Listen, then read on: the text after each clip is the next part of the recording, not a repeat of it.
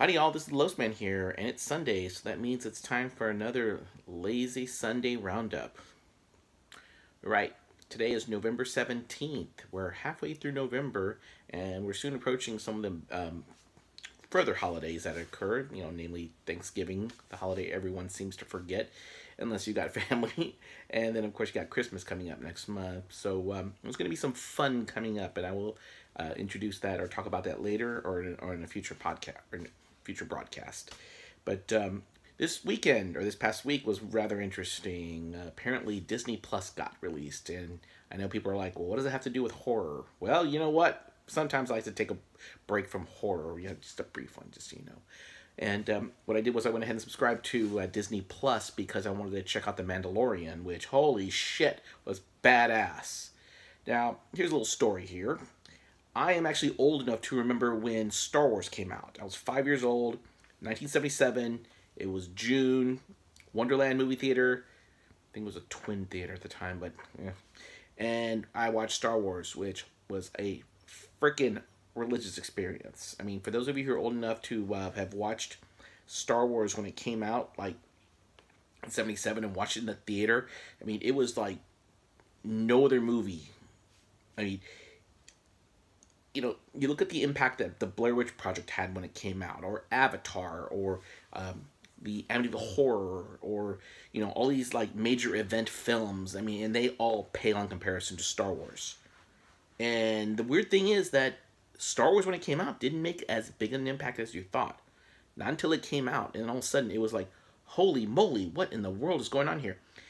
That's the impact that Star Wars had. It was this truly amazing, one-of-a-kind, sensational film that changed our society. I mean, it literally changed the face of science fiction theater, and it took the idea of the summer blockbuster and accelerated it to light speed. I mean, Star Wars was truly amazing.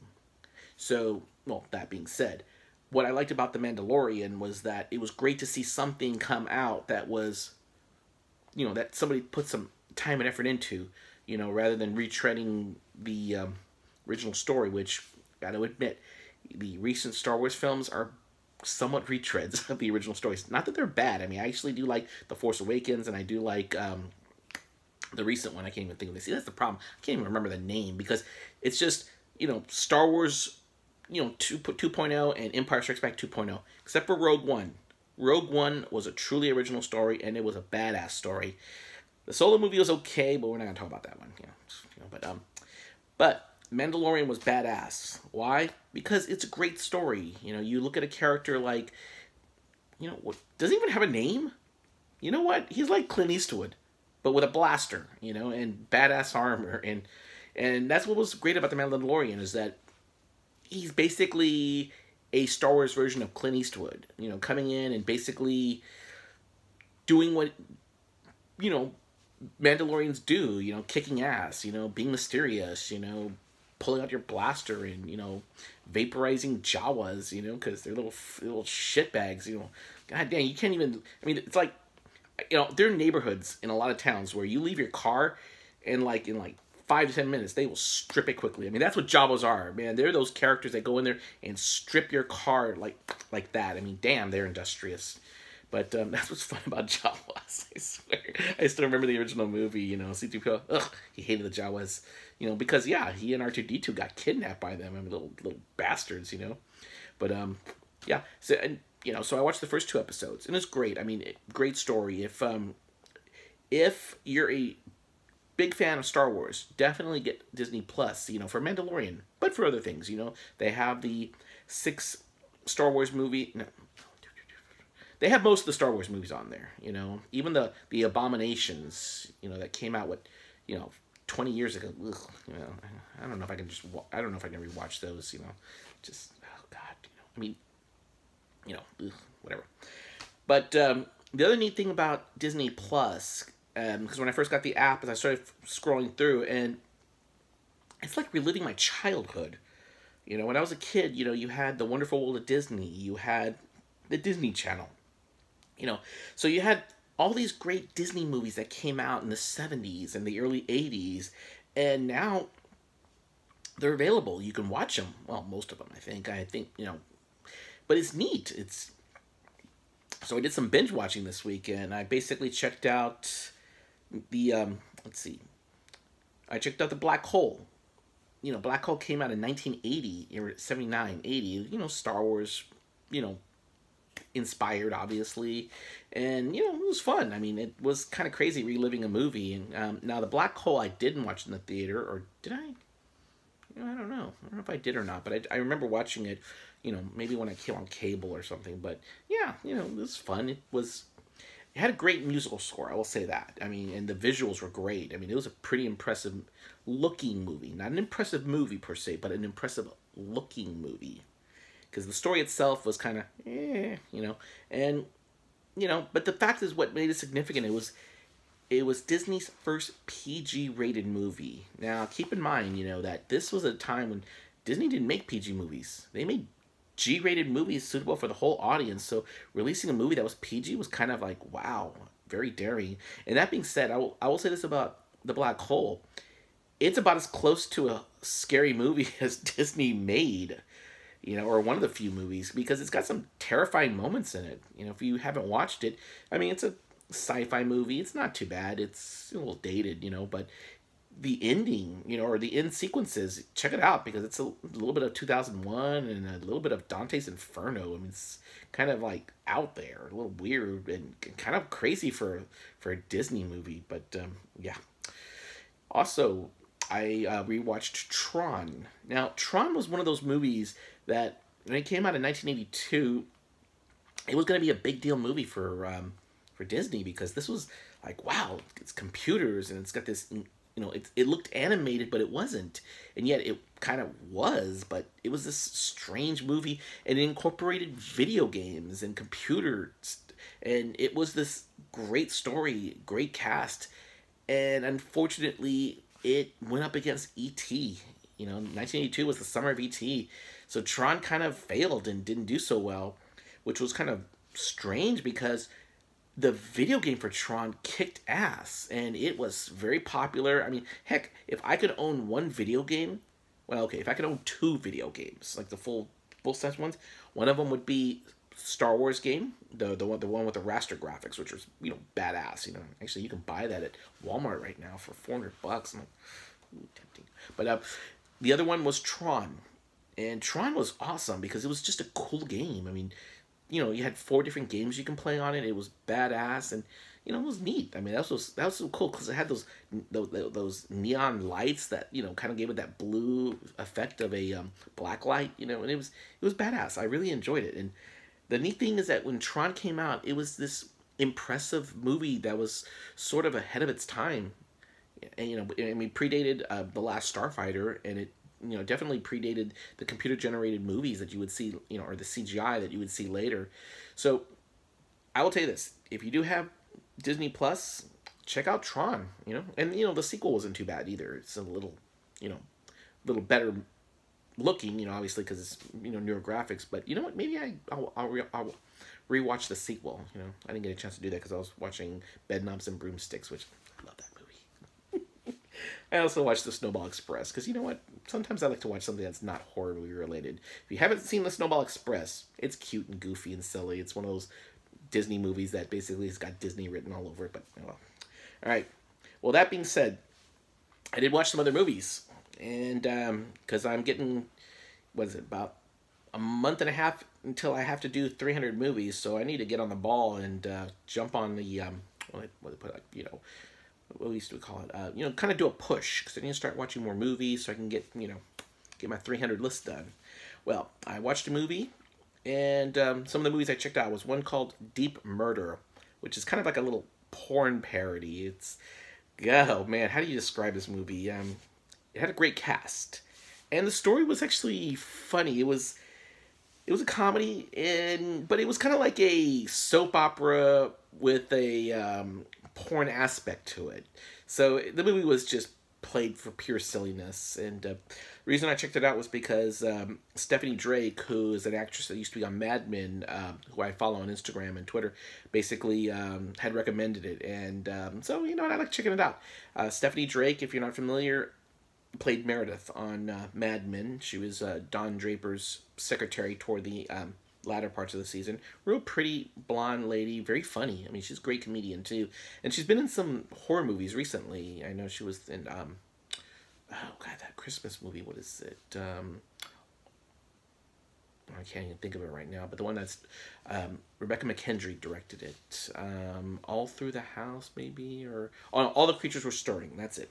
So I'll talk about that one when I get to the Christmas time in December, because I'm gonna do some fun Christmas stuff. But yeah, that movie again was called Deep Murder. A little silly, but yeah, not too bad. Next movie I checked out, I decided to look for a cult classic, so I dug up Slugs. Yeah, literally dug up Slugs.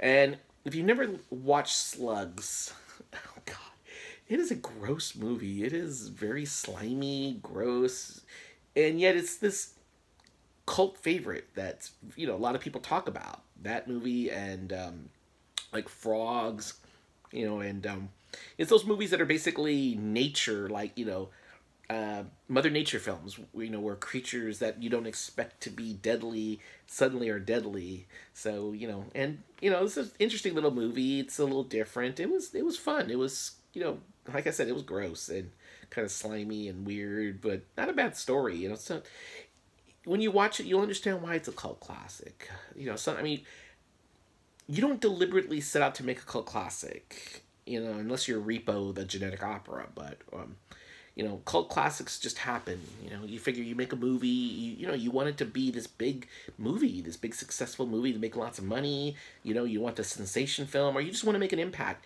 And unfortunately, most movies don't, or at least they get a minor following. To hit cult classic status, though, that's an achievement in its own, because that means that people are going to want to watch your movie and watch it again and again, or talk about it. You know, you look at some of the most popular cult movies ever, you know, Repo Man, you know, you have, let's see, what's another good cult classic movie, you know, Doctor Strangelove, you know, Rocky Horror Picture Show, that's one of the biggest ones right there. You know, those movies just don't happen. You know, they're kind of, they're those movies that, you know, they just find the audience, you know, people love them, you know, and they want to watch them. So that's what Slugs is, you know, it's this different kind of movie, and it was fun, you know. So it's out there. I believe it's on Tubi if you want to check it out, you know, or if you haven't, or if you have checked it out, watch it again. It's fun. All right, now the next movie I did watch was a little interesting. It was found footage, and I haven't seen a found footage movie in a while, so I decided to check this out. It's called She Walks the Woods. Now this movie was about a film crew going into this forest, and the story essentially takes a real life story, or, you know, urban legend, or I don't even know what you would call it. There are stories about the disappearances of people that are occurring in the United States and in Canada in the national parks. And I mean, there's some great stories. If you want to listen to some podcasts or some YouTube videos out there, I mean, a lot of these stories are creepy.